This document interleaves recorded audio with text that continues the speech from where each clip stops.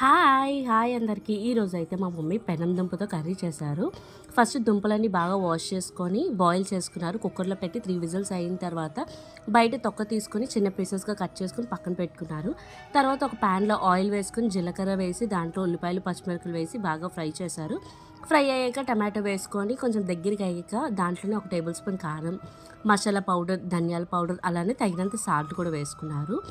వేసిన తర్వాత కొంచెం దగ్గరికి అయిన తర్వాత ఏదైతే పులుపు పక్కన పెట్టుకున్నామో నానబెట్టుకుని ఆ పులుపు అనేది దాంట్లోనే వేసుకున్నారు. వేసుకున్నాక ఒక 5 మినిట్స్ అనేది కొంచెం అలా దగ్గరికి అయినంత వరకు వెయిట్ చేసి దాంట్లోనే కరివేపాకు వేసుకున్నారు. ఏదైతే మనం పక్కన కట్ చేసుకున్నామో దుంపలు అనేవి ఆ పెనం దుంపలు కూడా దాంట్లో వేసుకొని బాగా మిక్స్ చేసుకొని ఒక 5 మినిట్స్ కర్రీ అంతా కొంచెం బాగా దగ్గరికి అయిన తర్వాత ఉంచి దాంతోనే కర్రీ రెడీ.